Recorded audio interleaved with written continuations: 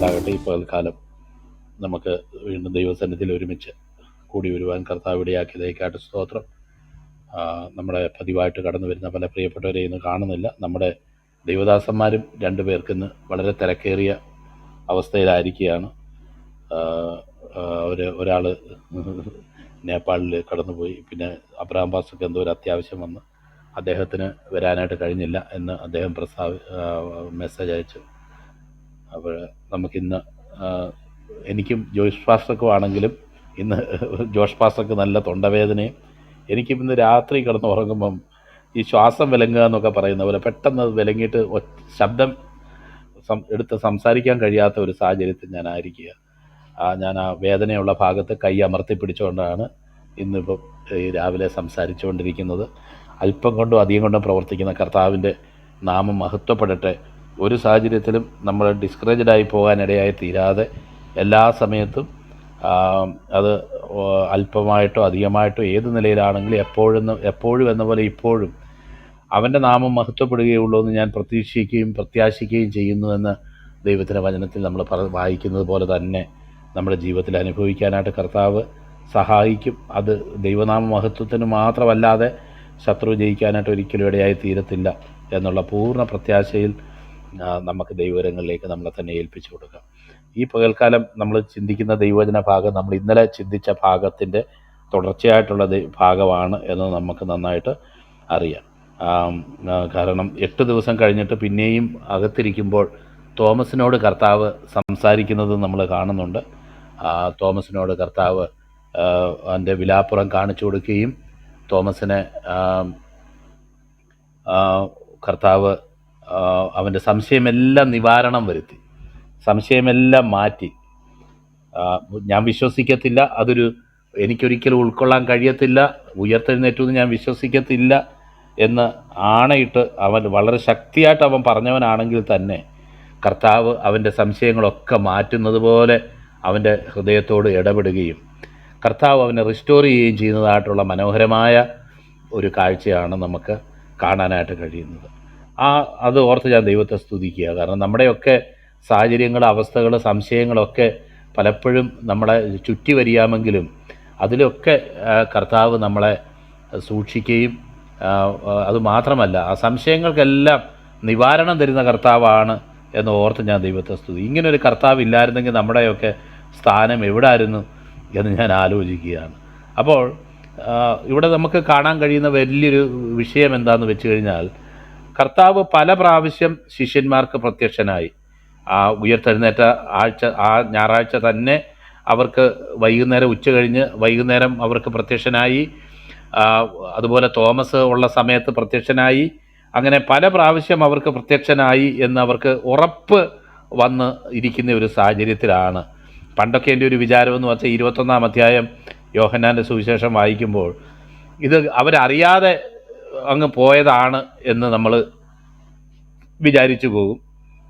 എന്നാൽ ഇത് വളരെ വ്യക്തമായിട്ട് കാര്യങ്ങൾ അറിഞ്ഞിട്ട് തന്നെയാണ് ഈ 21-ാം അധ്യായത്തിൽ ഈ കാര്യങ്ങൾ സംഭവിക്കുന്നത്. വ്യക്തമായിട്ട് കർത്താവ് ഉയർത്തെഴുന്നേറ്റു എന്നവർ ഗ്രഹിച്ചതിന് ശേഷം നടക്കുന്ന ചില സംഭവങ്ങളാണ് എന്ന് നമ്മൾ ഓർക്കുമ്പോൾ അത് നമുക്ക് വലിയ ഒരു പ്രത്യേകതയായിട്ട് നമുക്ക് തോന്നും.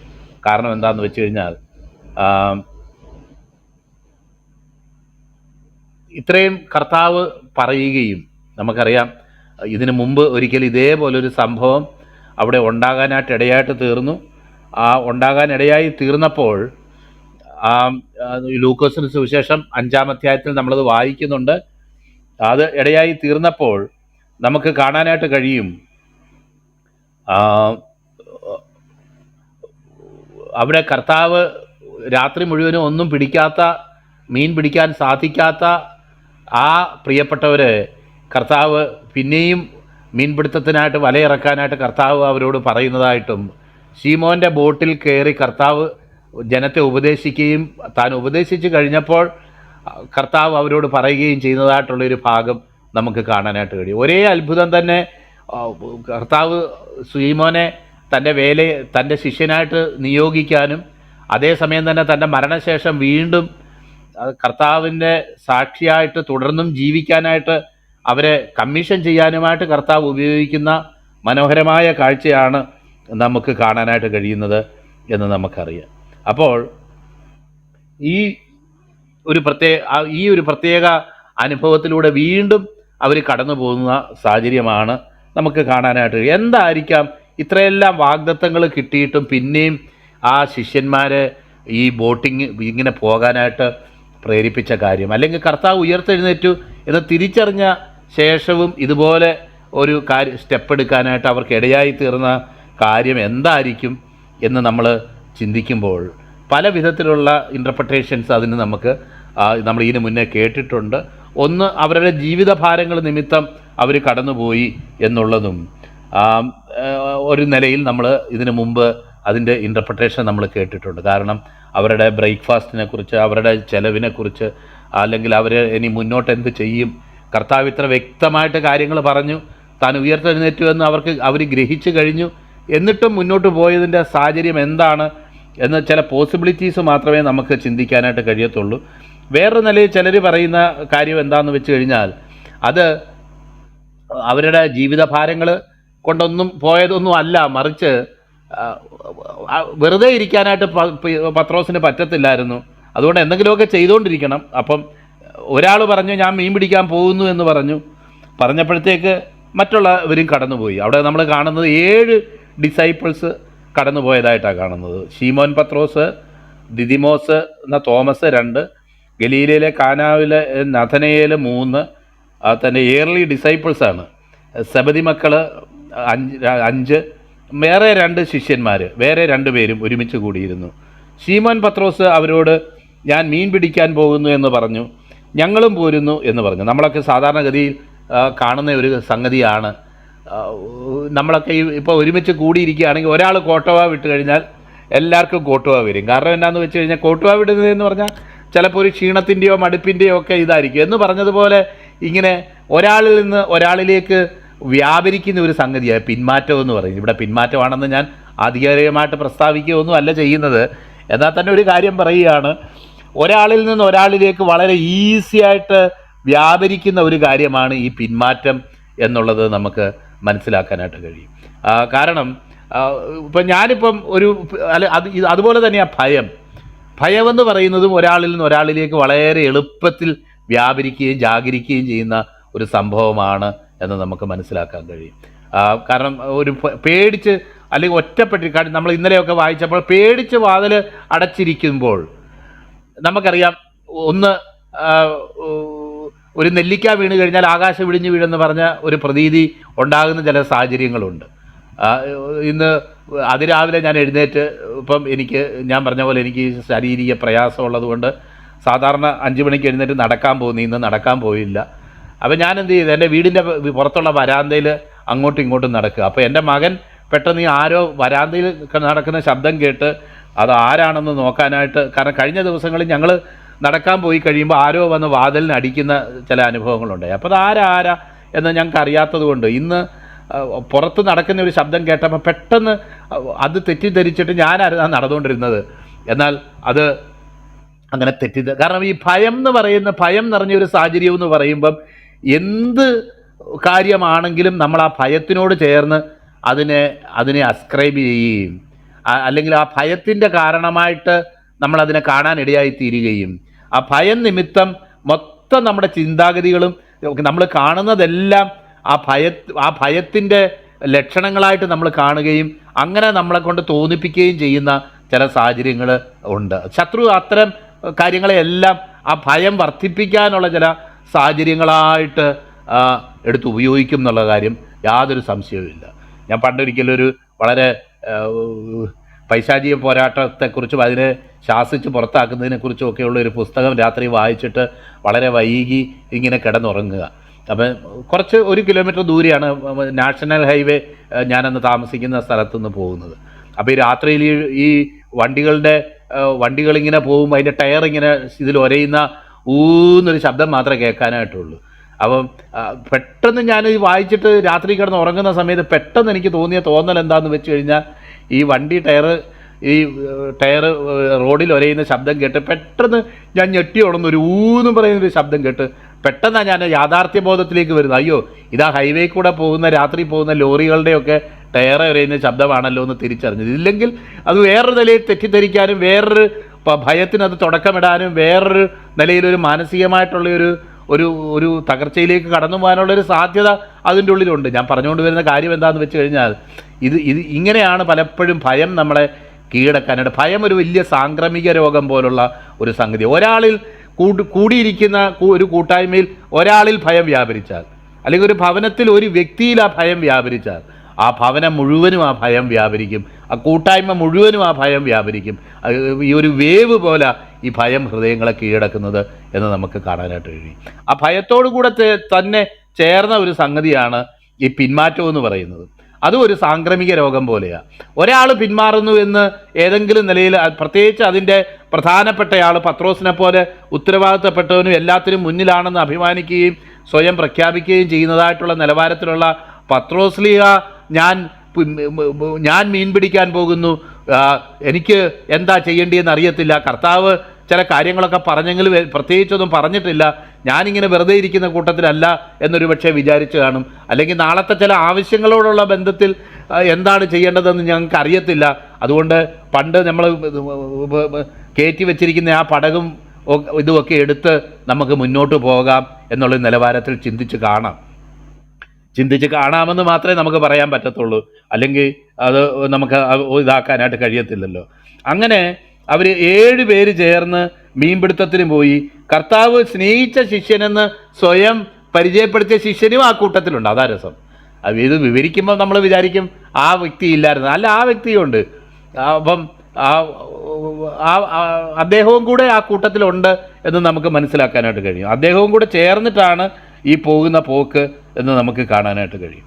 അങ്ങനെ അവരുടെ ജീവിതത്തിൽ ഇതിനു മുന്നേ ഒരിക്കൽ സംഭവിച്ച അതേ കാര്യങ്ങൾ അതുപോലെ റിപ്പീറ്റഡ് ആവുന്നതും നമുക്ക് കാണാനായിട്ട് കഴിയും. ചില അവസരങ്ങളിൽ നമ്മൾ ചില തീരുമാനങ്ങളും ലക്ഷ്യങ്ങളും ഒക്കെ ഉള്ളവരാണ്. നമ്മളെക്കുറിച്ചുള്ള ദൈവത്തിൻ്റെ ഹിതം ദൈവം വെളിപ്പെടുത്തുകയും ചെയ്തതിന് ശേഷവും ചില കാര്യങ്ങൾ ദൈവം നമ്മുടെ ജീവിതത്തിൽ അനുവദിക്കും എന്നത് നമുക്ക് കാണാൻ കഴിയും. നമ്മൾ തന്നെ വിചാരിക്കും, എടാ ഞാൻ തീരുമാനമൊക്കെ എടുത്തതല്ലേ, അല്ലെങ്കിൽ ഞാൻ ഇങ്ങനെ ചില ലക്ഷ്യങ്ങളൊക്കെ വെച്ചതല്ലേ, അല്ലെങ്കിൽ ദൈവത്തിൻ്റെ ശബ്ദം ഇതുപോലെ വ്യക്തമായിട്ട് എൻ്റെ ശുശ്രൂഷയെക്കുറിച്ചോ ഭാവിയെക്കുറിച്ചോ കാര്യങ്ങളെക്കുറിച്ചോ ഒക്കെ ഞാൻ കേട്ടതല്ലേ, പിന്നെ ഞാൻ എന്തുകൊണ്ടാണ് ഇങ്ങനെ ചിന്തിക്കുന്നത്, എന്തുകൊണ്ടാണ് ഇങ്ങനെ ഞാൻ ചിന്തിക്കാനായിട്ട് ഇടയായി തീരുന്നത് എന്ന് നമ്മൾ ചിന്തിക്കുമ്പോൾ നമുക്കൊരു കാര്യം മനസ്സിലാകും. ചില അവസരങ്ങളിൽ അങ്ങനെയൊക്കെ കർത്താവ് തൻ്റെ ശബ്ദം കേൾപ്പിക്കുകയും നമ്മളോട് പറയുകയും നമ്മളെ നടത്തുകയും വ്യക്തമായ ആലോചന അറിയിക്കുകയും നമ്മൾ തന്നെ സമർപ്പിക്കുകയും ഒക്കെ ചെയ്തത് യാഥാർത്ഥ്യമാണെങ്കിലും നമ്മൾ മനസ്സിൽ ശ്രേഷ്ഠമെന്നും നമുക്ക് ആശ്രയമെന്നും നമുക്ക് വളരെ കോൺഫിഡൻസ് ഉള്ളതായിട്ടുള്ള നമ്മുടെ ചില വഴികളുടെ ആ ഒന്നുമില്ലായ്മ മനസ്സിലാക്കാൻ വേണ്ടി ദൈവം അത്തരം സാഹചര്യങ്ങളിലൂടെ കടന്നു പോകാനായിട്ട് നമ്മളെ അനുവദിക്കുകയും കൂടെ ചെയ്യും എന്നുള്ളതാണ്. അല്ലെങ്കിൽ ഒരുപക്ഷെ ഇവർ ഭാരപ്പെടുന്ന ദൈവം പലപ്പോഴും സംസാരിക്കുമ്പം നമുക്കറിയാം കർത്താവ് എല്ലാ സംശയങ്ങളും തീർത്തിട്ടല്ല സംസാരിക്കുന്നത്. ഇപ്പം നമ്മളെ ദൈവത്തിൻ്റെ വേലയ്ക്ക് വേണ്ടി ദൈവം വിളിക്കുക, ഇനി മാസം നമുക്കിനി ആര് നമ്മുടെ ചെലവിനൊക്കെ തരും, ആര് പിള്ളേരുടെ ഫീസ് കൊടുക്കും, ആര് വണ്ടിയുടെ പെട്രോൾ അടിക്കും, ആര് പിന്നെ നമ്മുടെ ചെറുതും വലുതുമായിട്ടുള്ള ആവശ്യങ്ങളുടെ ഓരോരോ കാര്യങ്ങളൊക്കെ ആര് ചെയ്തു തരും എല്ലാം പറഞ്ഞിട്ടാണോ കർത്താവ് തൻ്റെ ഭക്തന്മാരെ വേലയ്ക്ക് വിളിക്കുന്നത്, അല്ലെങ്കിൽ താൻ ഒരു നിയോഗത്തിൽ തൻ്റെ ഭക്തന്മാരെ അയക്കുന്നത്? ഒരിക്കലും അങ്ങനെ അല്ല എന്ന് നമുക്ക് മനസ്സിലാക്കാനായിട്ട് കഴിയും. ഒരിക്കലും അങ്ങനെയല്ല. കാരണം കർത്താവ് നമുക്ക് വെളിപ്പെടുത്തേണ്ടതായിട്ടുള്ള കാര്യങ്ങൾ നമ്മളോട് വെളിപ്പെടുത്തുകയും നമ്മളോട് സംസാരിക്കുകയും ചെയ്യും. അതിൻ്റെ ഫുൾ ഡീറ്റെയിൽസ് ഒരുപക്ഷെ പറഞ്ഞു തന്നിട്ട് എല്ലാ സംശയത്തിനും നിവാരണം വരുത്തിയിട്ടല്ല കർത്താവ് നമ്മളെ മുന്നോട്ട് നടത്തുന്നത്. സാധു കൊച്ചുകുഞ്ഞ് ഉപദേശി എഴുതിയ ഒരു ഗാനം എപ്പോഴും ഞാൻ ഓർക്കാറുണ്ട്. ആ ഗാനത്തിൻ്റെ സാധു കൊച്ചുകുഞ്ഞ് ഉപദേശിയാണ് കെ.വി. സൈമൻ സാറാണെന്നോ എന്നെനിക്കറിയത്തില്ല. ഇങ്ങനെ നമ്മൾ പാടി ഞാൻ കേട്ടിട്ടുണ്ട്. എനിക്ക് മുമ്പിലൊരു ചുവട് വെപ്പാൻ മാത്രം ഇട കാണുന്നു ഞാൻ, ബാക്കിയെല്ലാം ദൈവഹിതം, താനത് തക്ക സമയത്ത് നിറവേറ്റിക്കൊള്ളും. അപ്പോൾ എനിക്ക് യാത്ര ചെയ്യാനുള്ള അവസാനത്തെ സ്റ്റെപ്പ് വരെ വെളിപ്പെടുത്തിയിട്ടല്ല കർത്താവ് ഒരു ഭക്തനെ വിളിക്കുന്നത്. ഇതാ മോനെ, നിന്റെ മുന്നിൽ ഇത്ര 18 പടികളുണ്ട്, അല്ലെങ്കിൽ ഇത്രയും പടികളുണ്ട്, ഇത് ഇന്ന വർഷം ഇതുപോലത്തെ സ്റ്റെപ്പ് എടുക്കണം, അതിനുശേഷം ഇതുപോലത്തെ സ്റ്റെപ്പ് എടുക്കണം എന്നെല്ലാം നമ്മൾ ഒരുപക്ഷെ ജാതകം എഴുതുന്നത് പോലെ നമ്മുടെ സകല കാര്യവും പറഞ്ഞിട്ടല്ല ദൈവം നമ്മളെ നടത്താനായിട്ട് ആഗ്രഹിക്കുന്നത്. അടുത്ത സ്റ്റെപ്പ് എന്താണെന്നുള്ളത് കർത്താവ് തക്ക സമയത്ത് വെളിപ്പെടുത്തും. അതാ ദൈവത്തിൻ്റെ രീതിയും ദൈവഹിതവും. അടുത്ത സ്റ്റെപ്പ് എന്താണ് എന്നുള്ള വിഷയം, അതിലപ്പുറമായിട്ട് ഒരു കാര്യമല്ല കർത്താവ് പലപ്പോഴും നമുക്ക് വെളിപ്പെടുത്തുന്നത്.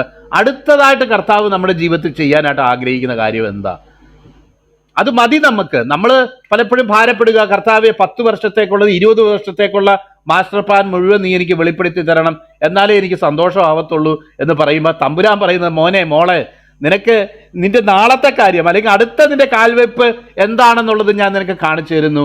അതിൻ്റെ അപ്പുറത്തേക്ക് കാര്യങ്ങളെക്കുറിച്ച് ഒരുപക്ഷെ നിനക്ക് ആങ്സൈറ്റി കാണും. ആങ്സൈറ്റി ഇല്ല എന്നൊന്നുമല്ല പറയാൻ, ഉറപ്പായിട്ട് നിനക്ക് അതിനെക്കുറിച്ചൊക്കെ ഉള്ള ആങ്സൈറ്റി കാണും. എന്നാൽ കർത്താവ് നമ്മളോട് സംസാരിക്കാൻ ആഗ്രഹിക്കുന്ന വിഷയം, ആ ആങ്സൈറ്റി എല്ലാം നീ എൻ്റെ മേൽ വെച്ചേര്. കാരണം നിന്നെ വിളിച്ചത് ഞാനാണെങ്കിൽ നിന്നെ നടത്താനും നിന്റെ ഓരോ സ്റ്റെപ്പുകളും ദൃഷ്ടി വെച്ച് ആലോചന പറഞ്ഞു തരാനും എനിക്ക് കഴിയും എന്നുള്ളതാണ് കർത്താവ് പറയുന്നത്. അപ്പം അങ്ങനെയുള്ള ആ ദൈവത്തിൻ്റെ നടത്തിപ്പിൽ നമുക്ക് ആശ്രയിക്കാം. ഒരു ഭക്തൻ എം ഇ ചെറിയാൻ സാറ് പാടിയിട്ടുള്ളത്, അന്നന്ന് വേണ്ടും മന്നയുണ്ട്, അന്തികത്തിലൻ നാഥനുണ്ട് എന്നാ പറഞ്ഞേക്ക്. കർത്താവേ, ഇന്നത്തേക്കുള്ള മന്ന ഇന്നുണ്ട്, കൂടെ നീയും എൻ്റെ കൂടെ ഉണ്ട്, അത് മതി. അന്നന്ന് വേണ്ടും മന്നയുണ്ട്, അന്തികത്തിലൻ നാഥനുണ്ട് എന്ന് തൻ്റെ ഭക്തൻ പാടുന്ന പോലെ, കർത്താവേ, ഇനിയും 1 വർഷത്തേക്ക് അല്ലെങ്കിൽ 50 വർഷത്തേക്കുള്ള മന്ന എടുത്ത് കൂട്ടി വെച്ചതിന് ശേഷം, അല്ലെങ്കിൽ ദൈവസാന്നിധ്യമില്ലാതെ പലതും എനിക്ക് ഉണ്ടാകുന്നതിനേക്കാൾ എത്രയോ ബെറ്ററാ കർത്താവേ, ഇന്ന് എനിക്ക് വേണ്ട എനിക്ക് മന്ന നീ തന്നിട്ടുണ്ട്, എൻ്റെ കൂടെ അന്തികത്തിൽ എൻ്റെ സമീപത്ത് നാഥൻ കർത്താവേ നീ ഉണ്ട് എന്ന് നമ്മൾ ചിന്തിക്കുമ്പോൾ എത്ര ശ്രേഷ്ഠമായ ഒരു അനുഭവമാണ് ക്രിസ്തീയ ജീവിതമെന്നും എത്ര ശ്രേഷ്ഠമായ ഒരു അനുഭവമാണ് കർത്താവിൽ ആശ്രയിക്കുന്നതെന്നും നമുക്ക് ഗ്രഹിക്കാനായിട്ട് സാധിക്കും. പ്രിയപ്പെട്ടവരെ, അവരെ അവസാനം വരെ, ഈ ശിഷ്യന്മാരെ അവസാനം വരെയുള്ള സ്റ്റെപ്പുകൾ മുഴുവൻ ഒരുപക്ഷെ കാണിച്ചു കൊടുത്ത് കാണത്തില്ല. അവർക്കതിൽ ആങ്സൈറ്റി കാണും. അവരുടെ ദിവസങ്ങൾ മുന്നോട്ട് പോകുന്നത് എന്താണെന്നോ അല്ലെങ്കിൽ കാര്യങ്ങൾ എന്താണെന്നുള്ള മാസ്റ്റർ പ്ലാൻ മുഴുവൻ കർത്താവ് അവർക്ക് കാണിച്ചു കൊടുത്തിട്ടില്ല. എന്നാൽ നമ്മൾ ഇന്നലെ തന്നെ കണ്ടു, കർത്താവ് ആ ശിഷ്യന്മാർക്ക് അധികാരം കൊടുക്കുകയും അവരുടെ സുവിശേഷ വേലയ്ക്ക് വേണ്ടി അവർ നിയോഗിക്കുകയും അവരുടെ മേൽ പരിശുദ്ധാത്മാവിനെ ഊതുകയും ചെയ്യുന്നതായിട്ടുള്ള കാര്യങ്ങളൊക്കെ നമ്മൾ കണ്ടു. അതിനെ തുടർന്നാണ് അവരിതുപോലെ മുന്നോട്ട് പോകുന്നത് എന്ന് കാണാൻ. അപ്പം ദൈവം ഇതുപോലെ അനുവദിക്കുന്ന ചില അവസരങ്ങൾക്കായിട്ട് നമ്മുടെ വഴികളുടെ പൊള്ളത്തരം നമ്മൾ മനസ്സിലാക്കാൻ, നമ്മുടെ വഴികളുടെ ഒന്നുമില്ലായ്മ നമ്മൾ മനസ്സിലാക്കാനായിട്ട് നമ്മളെ അനുവദിക്കുന്ന ദൈവകൃപയ്ക്കായിട്ടും നമുക്ക് ദൈവത്തെ സ്തുതിക്കാം. അങ്ങനെ ഒരു ദൈവം, ഇത്രയും ഫ്രീഡം തരുന്ന ഒരു ദൈവം ഇല്ലായിരുന്നെങ്കിൽ നമ്മൾ പലപ്പോഴും നമ്മുടെ മണ്ടത്തരങ്ങളിൽ പലതിലും പ്രശംസിച്ചു പോയേനെ. എന്നാൽ നമുക്കിന്ന് ഒരു ഉത്തരവും തിരിച്ച് പറയാനില്ലാതെ വണ്ണം, കർത്താവേ, ഞങ്ങളുടെ വഴികളൊക്കെ വെറും ഭോഷത്വങ്ങളും മണ്ടത്തരങ്ങളും ഒക്കെയായിരുന്നു, ഞങ്ങൾ എന്തൊക്കെയാണ് ചിന്തിച്ച് കൂട്ടിയത്, ഞങ്ങൾ എന്തൊക്കെയാണ് വിചാരിച്ചു കൂട്ടിയത്, അതൊന്നുമല്ലല്ലോ കർത്താവേ നടന്നത്. നിൻ്റെ ഹിതവും നിൻ്റെ ആലോചനയും ഞങ്ങളുടെ ആലോചനയേക്കാൾ എത്രയോ ശ്രേഷ്ഠവും ഉന്നതവുമായിരുന്നു എന്ന് ദൈവസന്നിധി നാളെ ദൈവത്തെ മഹത്വപ്പെടുത്തത്തക്കവണ്ണം കർത്താവ് നമ്മളെ നടത്തുന്ന ആ വലിയ ദയക്കായിട്ട് നന്ദിയോടുകൂടെ സ്തോത്രം ചെയ്യാം. നന്ദിയോടെ ദൈവനാമത്തെ സ്തുതിക്കുന്നു. ദൈവകരങ്ങളിലേക്ക് നമ്മളെ തന്നെ ഏൽപ്പിക്കാം. അപ്പോൾ അതാണ് എന്നെ ചിന്തിപ്പിച്ചതായിട്ടുള്ള ആ കാര്യം. അവർ പടക് കയറി പുറപ്പെട്ടു, ആ രാത്രിയിൽ ഒന്നും പിടിച്ചില്ല എന്ന് കാണുക. വർഷങ്ങൾക്ക് ശേഷം അവർ പിന്നെയും മീൻപിടുത്തത്തിനായിട്ട് കടന്നുപോയി. അതിൻ്റെ ഇടയ്ക്ക് പത്രോസ്ലിയ ഒരിക്കൽ ടാക്സ് കൊടുക്കാൻ വേണ്ടി ഒരു ചൂണ്ടയിട്ട് ഒരു മീനെ പിടിച്ച് അതിൻ്റെ വായിൽ നിന്ന് കർത്താവിനും തനിക്കും വേണ്ടി ടാക്സ് ദ്രഹ്മപ്പണം കൊടുത്തതായിട്ട് നമ്മൾ വായിക്കുന്നുണ്ട്. അപ്പം 3-3.5 വർഷമായിട്ട് ഇറക്കി ഉപയോഗിക്കാതെ സ്കില്ലൊക്കെ തങ്ങൾക്കുണ്ട്, അല്ലെങ്കിൽ ഞങ്ങളുടെ സ്കില്ലൊക്കെ അവിടെ തന്നെ ഉണ്ടോ, ഞങ്ങൾ ഇത് വല്ലതും മറന്നുപോയോ, അല്ലെങ്കിൽ ഞങ്ങൾക്ക് ഒരുപക്ഷെ ഇനി ഇതുപോലെ തന്നെ അത്ഭുതകരമായിട്ടുള്ള മീൻ പിടിച്ച്, അല്ലെങ്കിൽ ഞങ്ങൾ പണ്ടൊക്കെ സുഭിക്ഷമായിട്ട് ജീവിച്ചതുപോലെ ഒക്കെ ജീവിക്കാൻ കഴിയുമോ എന്നുള്ള ഒരു ടെസ്റ്റും കൂടെ ആയിരിക്കാം. ആ രാത്രി അവരെ അതിനു മുമ്പുള്ള ഒരു രാത്രിയെ ഓർമ്മിപ്പിക്കത്തക്കവണ്ണമുള്ള ഒരു രാത്രിയായിട്ട് തീർന്നു. കർത്താവ് അങ്ങനെ ആക്കി തീർത്തു എന്നുള്ളത് നമുക്ക് കാണാൻ കഴിയുന്നത്. കാരണം നമുക്കറിയാം, കർത്താവ് ദൂരെ കരയിൽ നിന്നിരുന്നു എന്നവിടെ വായിക്കുന്നുണ്ട്. അപ്പോൾ നിശ്ചയമായിട്ട് തൻ്റെ അരിമ ശിഷ്യന്മാർ എന്താണ് ചെയ്യുന്നതെന്നും അവരെന്താണ് ചെയ്യാൻ പോകുന്നതെന്നും വളരെ വ്യക്തമായിട്ട് മനസ്സിലാക്കിക്കൊണ്ട് ആണ് കർത്താവ് കാര്യങ്ങളെ ചെയ്തത് എന്ന് നമുക്ക് ഗ്രഹിക്കാനായിട്ട് കഴിയും. അതിനായിട്ട് ഞാൻ ദൈവത്തെ സ്തുതിക്കുക. കാരണം ദൈവം പല കാര്യങ്ങളും നമ്മുടെ ജീവിതത്തിൽ അനുവദിക്കുക. അവരെ ഈ രാത്രി മുഴുവൻ അലയുന്നതും നമുക്കറിയാൻ കഴിയും.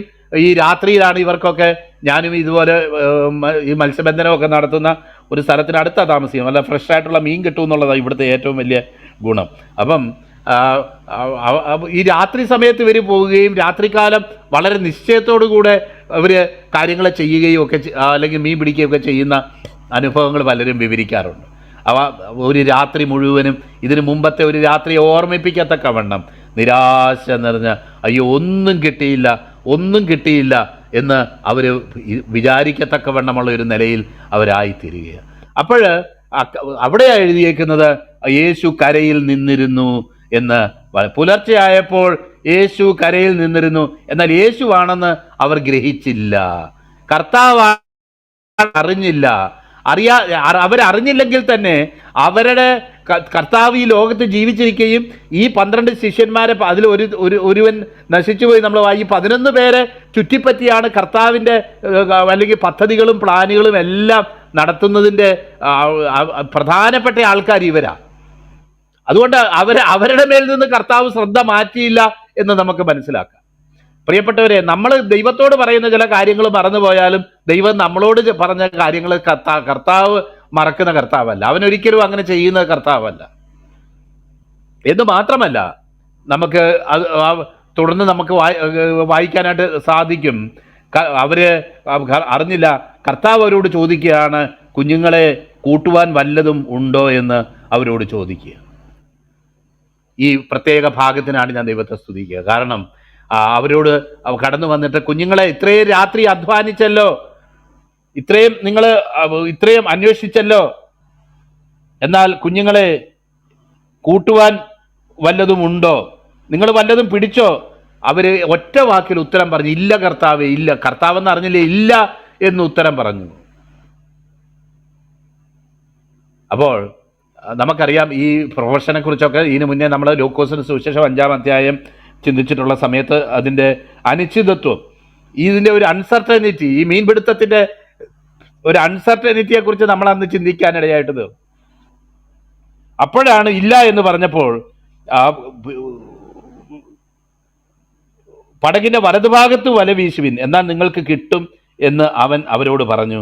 അവർ വീശി, മീനിന്റെ പെരുപ്പം ഹേതുവായി അത് വലിപ്പാൻ കഴിഞ്ഞില്ല എന്ന് വായിക്കുക. പ്രിയപ്പെട്ടവരെ, ഇത്രയും നേരം അരിച്ചു പെറുക്കിയ, ഇത്രയും നേരം ആ കടൽ മുഴുവൻ അരിച്ചു പെറുക്കിയിട്ട് കിട്ടാത്ത മീൻ, കർത്താവ് അവരോട് കാര്യങ്ങളെ പറയുക, വലതുഭാഗത്ത് വല വീശുവിൻ എന്ന് പറഞ്ഞപ്പോൾ വലിയ, എന്നാൽ നിങ്ങൾക്ക് കിട്ടുമെന്ന് പറഞ്ഞു. അവർ വീശി, മീനിന്റെ പെരുപ്പം ഹേതുവായി അത് വലിപ്പാൻ കഴിഞ്ഞില്ല എന്ന് പറയുക. അപ്പോഴാണ് ആ റിയലൈസേഷൻ ആദ്യമായിട്ട് അവിടെ എഴുതിയേക്കുന്നത്. യേശു സ്നേഹിച്ച ശിഷ്യൻ പത്രോസിനോട് അത് കർത്താവാകുന്നു എന്ന് പറഞ്ഞു. കാരണം നമുക്കറിയാം ഇതിനു മുമ്പ് നടന്ന സംഭവം, പത്രോസ്ലിയുടെ അനുഭവം ലൂക്കോസ് 5-ാം അധ്യായത്തിൽ എഴുതിയിട്ടുണ്ട്. അന്നേരം സെബദി മക്കൾ അടുത്തിരുന്ന് വല നന്നാക്കുകയായിരുന്നു എന്നൊക്കെ നമ്മളവിടെ വായിക്കുന്നുണ്ട്. അപ്പോൾ അവരെല്ലാം ഇതിനു മുന്നേ സാക്ഷ്യം വഹിച്ചതായ സംഭവം. ഇത്രയും രാത്രിയിൽ നമ്മൾ ഇത് മുഴുവൻ അരിച്ചു പെറുക്കിയിട്ട് നമുക്ക് കിട്ടാതിരുന്ന ആ മീൻപിടുത്തം ഇന്ന് കിട്ടിയിട്ടുണ്ടെങ്കിൽ നിശ്ചയമായിട്ടും അത് ഈ കടലിനെ, ഞാൻ രക്ഷിക്കപ്പെട്ട സമയത്ത് പഠിച്ചൊരു പാഠം, കടലിനെ സൃഷ്ടിച്ചവൻ തോണിയെ നയിക്കുമ്പോൾ അലറുന്ന കടലിൽ അലയൽപ്പമില്ല എന്നുള്ളൊരു ഗാനം കേട്ടിട്ടുള്ള പോലെ, ശ്രീയേശുനാഥ സ്വർഗീയ രാജ എന്നുള്ള ഗാനം കേട്ടിട്ടുള്ളതുപോലെ, കടലിനെ സൃഷ്ടിച്ചവൻ, മീനിനെ സൃഷ്ടിച്ചവൻ, സകലത്തെയും അറിയുന്നവൻ, ഹൃദയങ്ങളെയും ഉൾപ്പുകളെയും അറിയുന്നവൻ, നമ്മുടെ ഇന്നലെയും ഇന്നും നാളെയും അറിയുന്നവനായിട്ടുള്ള കർത്താവ്, അവിടെ കർത്താവിൻ്റെ സാന്നിധ്യം അവർ ഗ്രഹിക്കുകയും, ആ സ്നേഹിച്ച ശിഷ്യൻ പറയുക, ആ നിൽക്കുന്ന ആളിനെ വ്യക്തമായിട്ട് ദൂരത്തുനിന്ന് കാണാൻ കഴിയുന്നില്ല, എന്നാൽ ശബ്ദം കേൾക്കാൻ കഴിയുന്നുണ്ട്, ആ വ്യക്തി കർത്താവാകുന്നു എന്ന് ഉറപ്പായിട്ട് തിരിച്ചറിയുന്ന ഒരു സമയം, ഒരു നിമിഷം അവരുടെ ജീവിതത്തിലുണ്ടാകും. തുടർന്ന് നമുക്ക് കാണാം, അവൻ അത് കർത്താവാകുന്നു കേട്ടതോടെ അവൻ നഗ്നനായിട്ട് കടലിൽ ചാടി, പത്രോസ്ലിയ കടലിൽ ചാടി. ശേഷം ശിഷ്യന്മാർ കരയിൽ നിന്ന് ഏകദേശം 200 മുഴത്തിലധികം ദൂരത്തല്ലായികയാൽ മീൻ നിറഞ്ഞ വല വലിച്ചുകൊണ്ട് ഇഴച്ചും കൊണ്ട് ചെറിയ പടകിൽ വന്നു. കരയ്ക്ക് കയറിയപ്പോൾ അവർ കാണുന്ന കാഴ്ച തീക്കനലും അതിന്മേൽ മീൻ വെച്ചിരിക്കുന്നതും അപ്പവും കണ്ടു. ഇത് കർത്താവ് എവിടുന്ന് സംഘടിപ്പിച്ച് എവിടുന്ന് ഉണ്ടാക്കി എന്നൊന്നും നമുക്ക് പറയാൻ കഴിയത്തില്ല. എന്നാൽ കർത്താവ് ഉണ്ടാക്കിയ, കർത്താവിനോടുകൂടെ 3.5 വർഷം ജീവിച്ച്, കർത്താവിനോടുകൂടെ ഭക്ഷിച്ച്, കർത്താവിനോടുകൂടെ നടന്ന്, കർത്താവിനോടുകൂടെ ജീവിച്ച ഈ ശിഷ്യന്മാർക്ക് വേണ്ടി അവർ ഒരു പക്ഷേ ഭാരപ്പെട്ടിരുന്നത് ഈ ബ്രേക്ക്ഫാസ്റ്റിനെ കുറിച്ചാണെങ്കിൽ അത് ഓൾറെഡി കർത്താവ് അവർക്ക് വേണ്ടി അവിടെ കരുതിയ കാഴ്ച നമുക്ക് കാണാൻ കഴിയും. പ്രിയപ്പെട്ടവരെ, കർത്താവ് നമ്മളോട് ഓരോ കാര്യങ്ങൾ പറയുമ്പോൾ അവൻ നമ്മുടെ സകല ആവശ്യങ്ങൾക്ക് വേണ്ടി കരുതുന്നെന്നുള്ളതും, അവൻ നമ്മളെ വിളിച്ചിട്ടുണ്ടെങ്കിൽ അവൻ നമ്മുടെ ആ വിളിക്ക് തക്കവണ്ണം നമ്മളെ കരുതുവാൻ മതിയായവനാണെന്നുള്ള സത്യം പലപ്പോഴും നമ്മുടെ ജീവിതത്തിൽ നമുക്ക് അനുഭവിച്ചറിയാൻ കഴിയുന്ന കാര്യം. അത് പൂർണ്ണസമയ വേലയ്ക്ക് ഇറങ്ങിയ വ്യക്തികൾക്ക് മാത്രമല്ല. പലരും വിചാരിക്കും ഈ ദൈവിക വാഗ്ദത്തങ്ങളെല്ലാം ഉള്ളത് പൂർണ്ണസമയ വേലയ്ക്ക് ഇറങ്ങിയ ആൾക്കാർക്കാണ്, ബാക്കി ആർക്കും ഈ വാഗ്ദത്തങ്ങളൊന്നും നടക്കുകയില്ല എന്ന്. ഞാൻ വേലയൊന്നും അല്ലല്ലോ ചെയ്യുന്നത്, വേലക്കാരായിരുന്നെങ്കിൽ എനിക്ക് എന്ത് കിട്ടിയേനെ, ഇതുപോലുള്ള പല നന്മകളും കിട്ടിയേനെ എന്ന് വിചാരിക്കുന്ന ആൾക്കാരുണ്ട്. വേലക്കാർക്ക് മാത്രമല്ല, ദൈവവേല ചെയ്യുന്നവർക്ക് മാത്രമല്ല, അല്ലാതെ ഉള്ളവർക്കും ഈ എല്ലാ വാഗ്ദത്തങ്ങളും ആപ്ലിക്കബിളാണ്. ഞാനും എൻ്റെ ജീവിതത്തിൽ വിചാരിച്ചിട്ടുണ്ട്, പൂർണ്ണസമയമായിട്ട് വേല ചെയ്ത് ജീവിച്ചിരുന്ന ഒരു സമയമുണ്ട്. അന്ന് ദൈവം അത്ഭുതകരമായിട്ട് ആവശ്യങ്ങളെ നിവർത്തി തന്നിട്ടുണ്ട്. അതിനുശേഷം എൻ്റെ കൈ നിറച്ച് കാശ് വന്നിട്ടുള്ള സമയങ്ങളും അവസരങ്ങളും ഉണ്ടായിട്ടുണ്ട്. എൻ്റെ പ്രിയ ഭാര്യ ജോലി ചെയ്യുന്നു, അല്ലെങ്കിൽ എനിക്ക് ഇടക്കാലത്ത് ചില കാര്യങ്ങൾ ചെയ്യാനായിട്ട് ഒരു അവസരം ഉണ്ടായി. ഈ സമയങ്ങളിലൊക്കെ ഞാൻ വിചാരിച്ചു, ഞാനിപ്പം കാശ് എൻ്റെ കയ്യിൽ ഉള്ളത് കൊണ്ട് ദൈവം എനിക്ക് വേണ്ടി കരുതത്തില്ലായിരിക്കും, ഞാൻ എനിക്ക് വേണ്ടി കരുതണമെന്ന്. എന്നാൽ അന്ന് എനിക്കൊരു കാര്യം മനസ്സിലായി, എൻ്റെ കയ്യിൽ കാശുണ്ടോ ഇല്ലയോ എന്നുള്ളതൊന്നും അല്ല ഇവിടുത്തെ ചോദ്യം. കർത്താവ് തന്നെ സ്നേഹിക്കുന്ന തൻ്റെ മക്കൾക്ക് വേണ്ടി കരുതുന്നു എന്നുള്ളതൊരു യാഥാർത്ഥ്യമാണ്. അവൻ്റെ സ്വന്തം പുത്രനെ ആദരിക്കാതെ നമുക്ക് വേണ്ടി ഏൽപ്പിച്ചു തന്നവൻ അവനോട് കൂടെ സകലവും നമുക്ക് നൽകും എന്നുള്ളത് ദൈവത്തിൻ്റെ വാഗ്ദത്തമാണ്. ആദ്യം അവൻ്റെ രാജ്യവും നീതിയും അന്വേഷിപ്പിൻ, അതോടുകൂടെ സകലവും നമുക്ക് ലഭിക്കും എന്നുള്ളത് ദൈവത്തിൻ്റെ വാഗ്ദത്തമാണ്. അത് പൂർണ്ണസമയ വേലക്കാർക്ക് വേണ്ടി മാത്രമാണ് കർത്താവ് അത് പറഞ്ഞതെന്നൊന്നും പറഞ്ഞിട്ടില്ല. എല്ലാ തന്നെ നമുക്കറിയാം, ഈ ചില സമയങ്ങളിൽ സാമ്പത്തിക വിഷയങ്ങൾ നമ്മൾ ചിന്തിക്കുമ്പോൾ ഉറുമ്പിന് അരിഭാരം, ആനയ്ക്ക് തടിഭാരം എന്ന് പറഞ്ഞ് നമ്മൾ കേട്ടിട്ടുണ്ട്. എന്ന് പറഞ്ഞ പോലെ ഓരോരുത്തരുടെ ആവശ്യങ്ങളല്ല വേറൊരാൾക്കുള്ളത്. ഒരു വലിയ ബിസിനസ്സോ കാര്യങ്ങളോ ചെയ്യുന്ന ഒരു വ്യക്തിയുടെ ജീവിതത്തിലുള്ള ആവശ്യങ്ങൾ ചിലപ്പം ലക്ഷക്കണക്കിന് രൂപയുടെയോ കോടിക്കണക്കിന് രൂപയുടെയോ ആയിരിക്കും. എന്നാൽ സാധാരണപ്പെട്ട ഒരു വ്യക്തിക്ക് ചിലപ്പം ഒരു 50 രൂപയോ 100 രൂപയുടെ വിഷയമായിരിക്കും. എന്നാൽ ഇതിലൊക്കെ കർത്താവ് വിശ്വസ്തനാണ്. നമ്മുടെ ആവശ്യങ്ങളെ സ്തോത്രത്തോടെ ദൈവത്തിൻ്റെ സന്നിധിയിൽ അറിയിക്കുമ്പോൾ അവൻ നമുക്ക് വേണ്ടി കരുതുകയും നമ്മുടെ ആവശ്യങ്ങളൊക്കെ മഹത്വത്തോടെ തന്നെ ധനത്തിനൊത്തവണ്ണം പൂർണ്ണമായി തീർത്തു തരും എന്നുള്ളതും ദൈവത്തിൻ്റെ വചനത്തിൽ എഴുതപ്പെട്ട കാര്യമാണ്. ഏത് വ്യക്തിക്കും ഏത് സമയത്തും ആശ്രയിക്കാൻ കഴിയുന്ന ഒരു കാര്യമാണ് ദൈവം നമുക്ക് വേണ്ടി കരുതുന്നതാകയാൽ അവൻ്റെ സകല ചിന്താകുലവും നമ്മുടെ സകല ചിന്താകുലവും അവൻ്റെ മേൽ ഇട്ടുകൊള്ളുക എന്ന് പറയുന്നതായിട്ടുള്ള കാര്യം. അതുകൊണ്ട് അതിനുവേണ്ടി നമ്മൾ ഭാരപ്പെടേണ്ട ഒരു വിഷയവുമില്ല. കാരണം കർത്താവ് നമുക്ക് വേണ്ടി കരുതുകയും ആ കർത്താവിൻ്റെ കരുതൽ എന്ന് പറയുന്നത് വളരെ ശ്രേഷ്ഠമായിട്ട് നമ്മുടെ ജീവിതത്തിൽ അനുഭവിക്കാൻ കഴിയുന്നതുമായിട്ടുള്ള ഒരു കാര്യം. അത് സത്യമാണ്. എന്നാലത് സത്യമാണെന്ന് പറയുന്നത് കൊണ്ടല്ല, അത് അനുഭവിക്കുമ്പോൾ മാത്രമേ ഒരു വ്യക്തിക്ക് അതിൻ്റെ യാഥാർത്ഥ്യം മനസ്സിലാക്കാനായിട്ട് സാധിക്കത്തുള്ളൂ. അല്ലെങ്കിൽ ഒരിക്കലും അത് അങ്ങനെ അവർക്ക് അനുഭവിക്കാൻ കഴിയത്തില്ല. വേറൊരാളുടെ അനുഭവം പറഞ്ഞുകൊണ്ട് നടന്നിട്ട് എന്നാ കാര്യം? പത്രോസ്ലിഹായ്ക്ക് കർത്താവ് കൊടുത്തു, പൗലോസ്ലിഹായ്ക്ക് കർത്താവ് കൊടുത്തു, എനിക്കറിയാം ഇന്ന പാസ്റ്റർമാർക്ക് വേണ്ടി ദൈവം കരുതി എന്ന് പറയുന്ന അനുഭവമല്ല. മറിച്ച് എൻ്റെ ജീവിതത്തിൽ ഇന്ന സമയത്ത് ഇതുപോലെ ഈ നിലകളിൽ എൻ്റെ കർത്താവ് എനിക്ക് പ്രൊവൈഡ് ചെയ്തിട്ടുണ്ട് എന്ന് പറയുന്നില്ല നമ്മുടെ പ്രാഗൽഭ്യം ഇരിക്കുന്നത്. വേറെ ആരുടെയെങ്കിലുമൊക്കെ കഥ പറഞ്ഞിട്ട് കുറ്റം കൊള്ളാനായിട്ട് നമുക്ക് കഴിയും.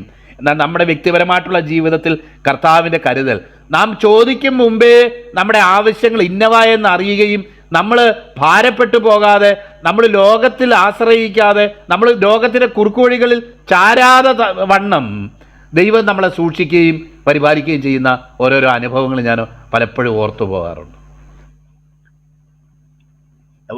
ഓരോ അനുഭവങ്ങൾ ഞാൻ ഇന്ന് വിവരിച്ച് പറയാനായിട്ട് ആഗ്രഹിക്കുന്നില്ല. കാരണം ദൈവം നമ്മുടെ ഓരോ കാര്യങ്ങളെ അറിയുന്നു. നമ്മൾ ചിലപ്പം ഞാൻ ഓർക്കുന്നുണ്ട്, വലിയൊരു എമൗണ്ട് ഒരു ലോൺ എടുക്കാനായിട്ട് ഞാൻ കടന്നുപോയ ഒരു അനുഭവം എൻ്റെ ഭവനം വാങ്ങുന്നതിനുള്ള ബന്ധത്തിൽ.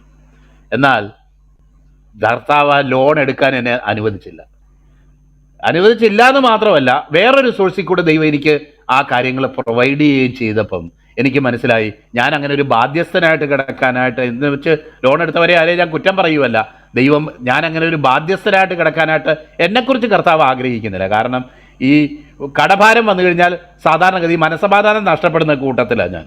അതുകൊണ്ട് അങ്ങനെയുള്ളൊരു അവസ്ഥയിൽ ഞാൻ ആയിരിക്കാനായിട്ട് ദൈവം ഒരിക്കലും എന്നെക്കുറിച്ച് ആഗ്രഹിക്കുന്നില്ല എന്ന് എനിക്ക് മനസ്സിലാവുകയും ആ വഴിയൊക്കെ തടയുകയും അതിന് പകരം കർത്താവ് ചില വഴികൾ തുറക്കുകയും ചെയ്ത സാഹചര്യങ്ങൾ ഞാൻ ഓർക്കുക. പ്രിയപ്പെട്ടവരെ, ഞാൻ എന്താണ് ഈ പറഞ്ഞു വരുന്നതെന്ന് പറഞ്ഞു കഴിഞ്ഞാൽ, നമ്മൾ പലപ്പോഴും ദൂരത്തുനിന്ന് തന്നെ കർത്താവ് എനിക്ക് വേണ്ടി പ്രവർത്തിക്കത്തില്ല, എനിക്ക് വേണ്ടി ചെയ്യത്തില്ല, ഇതൊക്കെ പൂർണ്ണസമയ വേലക്കാർക്കുള്ളതാ, അല്ലെങ്കിൽ ഈ നിലയിലൊക്കെ നമ്മൾ ഭാരപ്പെടുമ്പോൾ നമ്മൾ ഒരു കാര്യം ഓർത്തോണം, നമ്മുടെ ആവശ്യം എന്താണെന്ന് നമ്മൾ അറിയും മുമ്പേ, നമ്മൾ പറയുന്നതിന് മുന്നേ നമ്മളെക്കുറിച്ച് അറിയുകയും അതിനുവേണ്ടി കരുതുകയും അതിനുവേണ്ടി കാര്യങ്ങളെ നമുക്ക് വേണ്ടി പ്രവർത്തിക്കുകയും ചെയ്യുന്ന ഒരു ദൈവത്തിലാണ് നമ്മൾ ആശ്രയിക്കുന്നതെന്നും ഞാൻ പ്രോസ്പെറിറ്റി ഗോസ്പലൊന്നും പറയുകയൊന്നും അല്ല. അതേസമയം തന്നെ ദൈവം നമ്മുടെ ഭൗതിക ആവശ്യങ്ങൾക്ക് വേണ്ടിയും കരുതുന്ന ഒരു ദൈവമാണെന്നുള്ളത് വചനത്തിലെ ഒരു യാഥാർത്ഥ്യമാണ്. അത് ദൈവവചനത്തിലെ ഒരു യാഥാർത്ഥ്യമാണ്. നമ്മുടെ ജീവനും ഭക്തിക്കും വേണ്ടതൊക്കെയും അവൻ വാഗ്ദത്തം ചെയ്തിരിക്കുന്നു എന്നുള്ളതും, എന്ന് മാത്രമല്ല ദൈവത്തിൻ്റെ വചനത്തിൽ നമ്മൾ വളരെ കൃത്യമായിട്ട് വായിക്കുന്നു ആ ജീവനും ഭക്തിക്കും വേണ്ടതൊക്കെ എങ്ങനെയാണ് അവൻ നമുക്ക് നൽകിയിരിക്കുന്നത്. 2 പത്രോസിൻ്റെ ലേഖനത്തിൽ, പത്രോസ്ലിയുടെ ലേഖനത്തിൽ നമ്മൾ വായിക്കുന്നു, അത് അതിമഹത്വം വിലയേറിയതുമായ വാഗ്ദത്തങ്ങൾ കൊണ്ട് അവനത് നൽകിയിരിക്കുന്നതെന്നും, അങ്ങനെ ആ വാഗ്ദത്തങ്ങളിലുള്ള വിശ്വാസത്തോട് വീര്യവും, വീര്യത്തോട് പരിജ്ഞാനത്തോട് ഇങ്ങനെ നമ്മൾ തുടർന്ന് ചില കാര്യങ്ങൾ നമ്മളവിടെ വായിക്കുന്നുണ്ട്. പ്രിയപ്പെട്ടവരെ, നമ്മൾ ഈ ദൈവിക വാഗ്ദത്തങ്ങൾ നമുക്ക് നൽകിയത് സ്വർഗത്തിൽ മാത്രം അനുഭവിക്കാൻ മാത്രമല്ല, ഈ ലോകത്തിലും നമുക്ക് നൽകിയിരിക്കുന്ന ഈ വാഗ്ദത്തങ്ങളെല്ലാം യാഥാർത്ഥ്യമാണെന്നും ഈ വാഗ്ദത്തപ്രകാരം വാഗ്ദത്തങ്ങളിൽ വിശ്വസ്തനായ ഒരു ദൈവത്തെയാണ് നമ്മൾ വിളിക്കുകയും ആരാധിക്കുകയും മഹത്വപ്പെടുത്തുകയും ചെയ്യുന്നതെന്നും, അവനാണ് നമ്മുടെ കർത്താവ്, അവനാണ് നമ്മുടെ ഏറ്റവും അടുത്ത സ്നേഹിതൻ, അവനാണ് നമ്മുടെ ബന്ധു, അവനാണ് നമ്മുടെ ബാങ്കർ, അവനാണ് നമ്മുടെ സകല ആവശ്യങ്ങൾ തീർത്തു തരുന്നവൻ എന്നുള്ള ഒരു യാഥാർത്ഥ്യമാണ് ഏത് ദൈവത്തിലും, ഏത് കൂരാക്കൂരി ഇരുട്ടത്തും ദൈവത്തിൽ ഇതിനു വേണ്ടി ചാരാനും ആശ്രയിക്കാനും സാധിക്കും എന്ന് ഞാൻ പറയാനായിട്ട് ആഗ്രഹിക്കും. നോക്കിയാട്ടെ, അവർ ഒരുപക്ഷെ ഏത് ബ്രേക്ക്ഫാസ്റ്റിന് വേണ്ടി ഭാരപ്പെട്ടവർ പോയോ, അവർക്ക് വേണ്ടി ആ ബ്രേക്ക്ഫാസ്റ്റ് രാത്രിയിൽ ഒന്നും പിടിച്ചില്ലെങ്കിലും, ആഹാ അഹങ്കാരികളെ നിങ്ങൾ പോയോ, അത് ശരി, എന്നാൽ പിന്നെ നിങ്ങൾ ഇരുന്ന് തിന്നടാ എന്ന് അവരെ പറയുകയല്ല, വഴക്ക് പറയുകയല്ല ചെയ്തത്. അതാ ഓൾറെഡി നിങ്ങൾക്ക് വേണ്ടിയുള്ള ആ കരുതൽ കർത്താവ് ബ്രേക്ക്ഫാസ്റ്റ് ഉണ്ടാക്കി എന്ന് ഓർക്കുമ്പം എനിക്ക് അതിനെക്കുറിച്ച് കുറേ ഇമാജിൻ ചെയ്യാൻ തോന്നുന്നുണ്ട്. ഈ രാവിലെ സമയത്ത് കൂടുതലൊന്നും ഇമാജിൻ ചെയ്യുന്നില്ല, എന്നാൽ തന്നെ what kind of a breakfast it would have been, how tasty it might have been.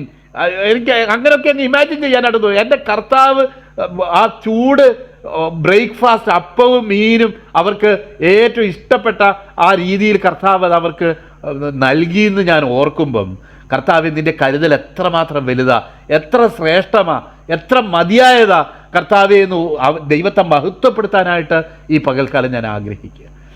ഈ കർത്താവിനെ മഹത്വപ്പെടുത്താനായിട്ട്, അവനെ സ്തുതിക്കാനും അവനെ സകലത്തിനും മതിയായവനെന്ന് വാഴ്ത്തുവാനും ഞാൻ ഈ പകൽക്കാലം ഞാൻ ആഗ്രഹിക്കുക. നമുക്കവിടെ കാണാനായിട്ട് കഴിയും, പ്രാതൽ കഴിച്ചുകൊള്ളുവീൻ എന്ന് അവരോട് പറയുന്നതായിട്ടുള്ള കർത്താവാകുന്നുവെന്ന് അറിഞ്ഞിട്ട് ശിഷ്യന്മാരിൽ ഒരുത്തനും നീ ആരെന്ന് അവനോട് ചോദിപ്പാൻ തുനിഞ്ഞില്ല എന്ന് നമ്മളവിടെ കാണുകയാണ്. യേശു വന്ന് അപ്പം എടുത്ത് അവർക്ക് കൊടുത്തു, മീനും അങ്ങനെ തന്നെ. യേശു മരിച്ചവരിൽ നിന്ന് ഉയർപ്പിത്തരുന്നതിന് ശേഷം ഇങ്ങനെ 3-ാം പ്രാവശ്യം ശിഷ്യന്മാർക്ക് പ്രത്യക്ഷനായി. എത്ര നമുക്കറിയാമല്ലോ, ഒരു നഴ്സറിയിലൊക്കെ പഠിക്കുന്ന കുഞ്ഞുങ്ങളെ പഠിപ്പിക്കാൻ എന്ത് പാടാ. പലവട്ടം പറഞ്ഞാലും നമുക്ക് ശരിക്കും ക്ഷമയില്ലെങ്കിൽ പഠിപ്പിക്കാനായിട്ട് കഴിയത്തില്ല. ഞാൻ നല്ലൊരു പഠിപ്പിക്കുന്ന ഒരാളാണ്, എന്നാൽ 2-3 പ്രാവശ്യം പറഞ്ഞിട്ട് മനസ്സിലായില്ലെങ്കിൽ ഉടനെ എനിക്ക് ദേഷ്യം വരും പെട്ടെന്ന്. അതുകൊണ്ട് ചില സമയത്ത് ഞാൻ എൻ്റെ ഇളയ മോളെ ഇവിടെ കെമിസ്ട്രി പഠിപ്പിക്കാനായിട്ട് ഇരിക്കും. അവള് 10ാം സ്റ്റാൻഡേർഡിലൊക്കെ പഠിക്കുന്ന സമയത്ത് ഞാൻ ഓർക്കുന്നുണ്ട്. അവസാനം പറഞ്ഞ് അവൾക്ക് മനസ്സിലാവത്തില്ല, ഞാനും അവളും കൂടെ വഴക്കാവും. അതോടെ ഞാൻ പഠിത്തം നിർത്തി. ഞാനപ്പോൾ ഈ ഇടയ്ക്ക് അവള് എക്കണോമിക്സ് പഠിച്ചുകൊണ്ടിരിക്കുക. അന്നേരം ഞാൻ പറഞ്ഞ മോളെ ഇൻ്റഗ്രേഷൻ ഞാൻ പഠിപ്പിച്ചു തരാമെന്ന് പറഞ്ഞപ്പം എന്നോട് പറയാ, വേണ്ട അപ്പാ പഠിപ്പിക്കണ്ട. കാരണം ഈ പറഞ്ഞിട്ടും മനസ്സിലാകാത്തവരെ പഠിപ്പിക്കാനായിട്ട് ഒരു പ്രത്യേക ഒരു സ്കില്ല് വേണം. അങ്ങനെ മന്ദബുദ്ധികളെ എന്നൊക്കെ അവരെ വിളിച്ചെങ്കിലും ഈ ശിഷ്യന്മാരെ പഠിപ്പിക്കാനുള്ള സ്കില്ല് കർത്താവിനുണ്ടായിരുന്നു.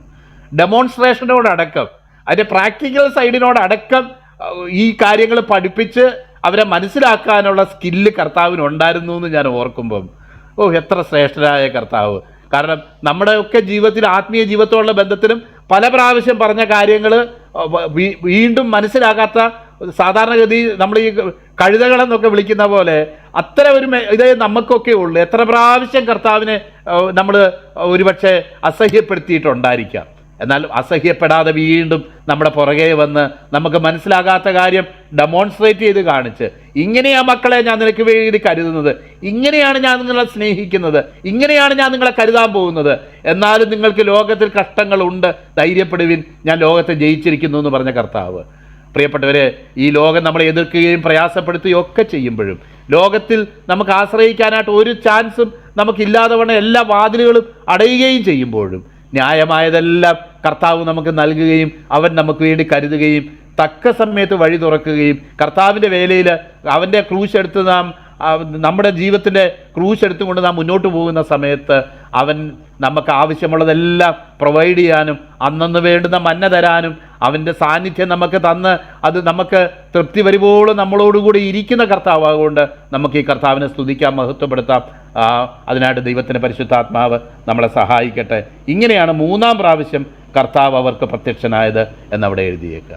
പ്രിയപ്പെട്ടവരെ, ഇങ്ങനെയുള്ള ഈ പ്രൊവിഷനായിട്ട് ഏത് സമയത്തും കർത്താവിൽ ആശ്രയിക്കാനുള്ള ആ സാധ്യതയ്ക്കായിട്ട് ഞാൻ കർത്താവിനെ സ്തുതിക്കുക. ഞാൻ എൻ്റെ വാക്കുകൾ വിരമിക്കട്ടെ.